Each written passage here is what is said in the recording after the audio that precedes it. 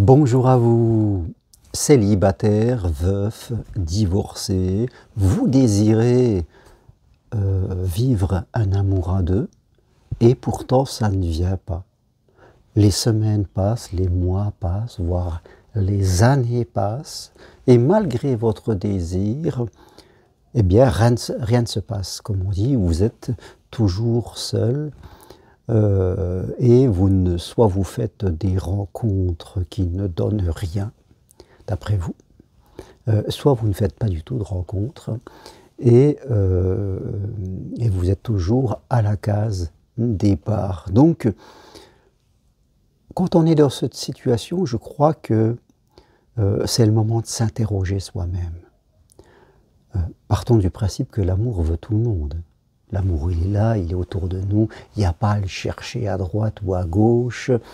L'amour est une énergie, est une sensation, c'est une manière d'être. Pour qui certaines personnes, c'est très simple et ça se réalise très facilement, et pour d'autres, c'est, je ne vais pas dire le parcours du combattant, les mots ne sont pas adaptés pour l'amour, mais en tout cas, ça semble être un lieu de blocage et d'incompréhension. Alors, si vous faites partie de ces millions de personnes, hommes ou femmes, qui n'ont plus envie de rester seuls, qui ont envie de vivre un bonheur à deux, d'y croire et de le construire, parce que nous en sommes l'architecte, pourquoi est-ce que ça ne marche pas pour vous? Alors, chaque cas est un cas. On ne va pas pouvoir tirer de généralité, même si on peut estimer qu'il y a certains points de blocage qui peuvent arriver à certains moments. Après, c'est dans votre tête que ça se passe. Parce que le blocage, il est dans votre tête, dans votre façon de voir. Ce n'est pas un blocage extérieur, c'est un blocage intérieur de vous, dans vos croyances, dans vos interprétations, dans votre façon de parler, de vous comporter chaque jour. La loi d'attraction agit en permanence. Nos pensées, nos comportements créent notre réalité. Celle que l'on aime ou celle que l'on n'aime pas. C'est la loi de l'esprit. C'est la loi de la matérialisation. Et celui qui n'a pas compris ça encore, eh bien, a du travail à faire sur lui. Donc, il m'arrive d'avoir des fois en consultation des gens qui sont dans cette situation, qui ne le comprennent pas, qui en souffrent, parce que ce n'est pas ce qu'ils veulent, et ils sont là-dedans. Alors, où se situe en général le blocage? Et je le répète, chaque cas est un cas. Alors, ça peut être au tout début, c'est-à-dire dans la conception que j'ai de la vie à deux, dans l'idée que comment ça doit se passer, ces genres de trucs-là, quelles sont mes attentes, mes critères, mes valeurs, tout ça, voilà. Ça, c'est le premier gros point où souvent, c'est pas très clair. Il y a beaucoup de critères, beaucoup d'attentes, beaucoup de trucs, souvent pour essayer de ne pas se tromper, parce qu'on a souffert, parce que tout ça, donc on commence à un petit peu encadrer l'affaire, et puis on fait quelque chose de trop étroit. Le premier des blocages, souvent, est dans ma conception de la vie à deux, dans ce que j'espère vivre, où là, c'est souvent très compliqué, ça manque de fluidité. C'est le premier travail à faire, voir qu'est-ce qu'il y a dans la tête de la personne, où est-ce qu'elle en est, est-ce qu'on ne peut pas y mettre un peu d'huile, si je peux parler ainsi. Deuxièmement, autre point de blocage, l'estime de soi. Estime, confiance en nous. Où en est la personne dans la relation avec elle-même? Est-ce qu'elle a une relation OK avec elle-même? Ou est-ce qu'elle n'a pas une relation OK avec elle-même? Si ce n'est pas OK, c'est sûr que la vie sentimentale, qui est l'idée même que je puisse être aimé par quelqu'un pour la personne que je suis et que ça va durer, eh bien, risque d'être affaibli par des croyances limitantes que j'ai sur ma propre valeur, sur qui suis-je, sur une notion de mérite, de possibilité. Voilà, si je doute de moi, je douterai de l'amour. Voilà, des gens qui développent parfois dans leurs relations précédentes des comportements qui sont qui manquent d'équilibre, qui manquent d'harmonie, qui sont des comportements de dépendance, les contrôlants, les gentils, les effacés, les soumis, les docteurs, les psychologues, tous ceux qui développent ce genre de comportement de manière excessive parce que c'est basé sur un manque d'estime de soi, ça sera un autre blocage très important qui peut se cumuler au premier.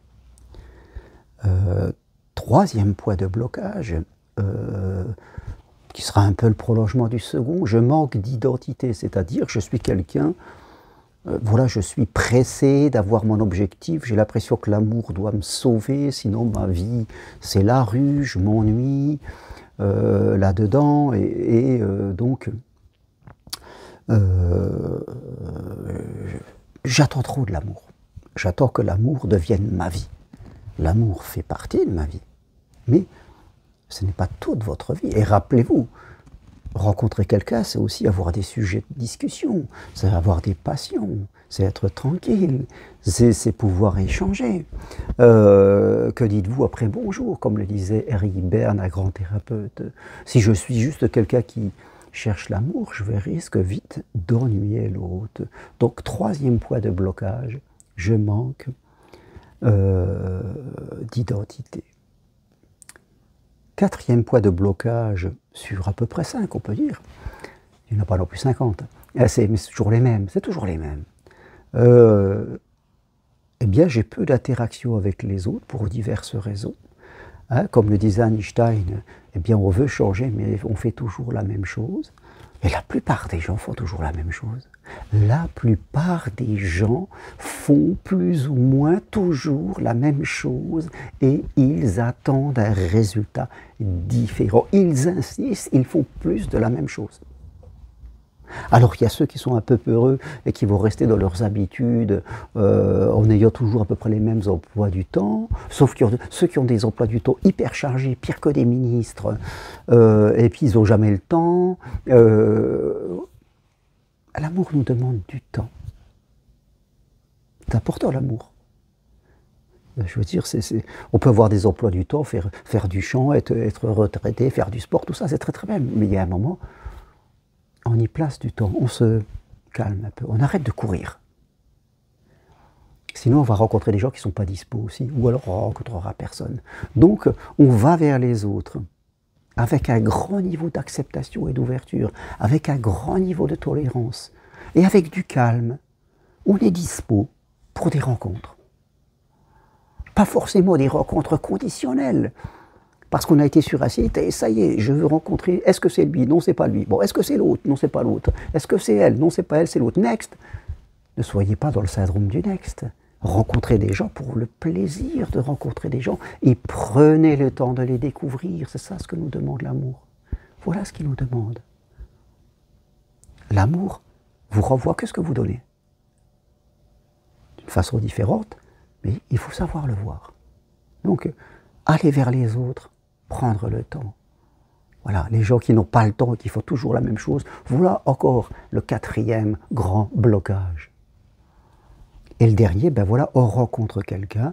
Ah, j'ai rencontré quelqu'un, et alors là, la machine à détruire se met en route. Il n'y a pas ci, il n'y a pas ça, et pourquoi pas ci, et pourquoi pas ça, et pourquoi aimer ces chaussettes-là, pourquoi elle a un chien et pas un chat, pourquoi il ne prend pas son temps, tout ça. La machine à détruire est en route, on est dans l'analyse, on est dans la psychanalyse, on commence à trouver toutes les failles, on veut quelqu'un ce qu'on veut c'est les gens ils veulent du prêt-à-porter. Ah, ça correspond, je l'essaie, ça me va bien, ok c'est bien, j'achète. Sinon non, c'est un peu trop court là, un peu trop long là, les chaussures elles sont un peu étroites, non, je peux trouver mieux, je trouverai mieux, voilà, on cherche toujours mieux, les années passent, on reste tout seul, laissez le temps à l'autre de vous montrer sa beauté. Voilà, quand on fait la rencontre, toutes les peurs reviennent souvent, toutes les blessures se réveillent, tous les mauvais comportements sont exacerbés. Voilà, la rencontre quand on fait une rencontre, eh bien c'est un moment important et sensible, il faut faire attention. C'est pour ça qu'on se fait accompagner, parce que on risque de retourner dans le primaire, et puis d'avoir ces comportements qui nous ont emmenés là où on est. tout simplement. Donc voilà, le moment de la rencontre et du commencement de construire un bonheur à deux, c'est là que la machine à auto-saboter se met en route. Voilà les 5 grands blocages que l'on peut rencontrer chez les célibataires veuves divorcés qui veulent et qui n'y arrivent pas. Donc, quelle est la solution? La solution, c'est toujours la même. Depuis Socrate, c'est toujours la même. Connais-toi toi-même, apprends. C'est l'ignorance et l'inconscience. Ce sont les 2 murs qui vous empêchent. Mais pour devenir conscient et sachant, il faut vouloir regarder. Et il faut investir sur soi. Remettre en cause sa manière de penser. Parfois regarder un petit peu ses peurs. Et ça, il faut vouloir le faire. Il faut vouloir dépenser un peu d'argent pour ça. Il faut faire de soi la priorité. Mais sans faire de religion, Jésus, quand il allait voir les gens, c'était la première constatation qu'il faisait. Bande d'incrédules, il disait. Bande de peureux, bande de cœurs secs et rigides. Vous écoutez, mais vous ne voulez pas comprendre.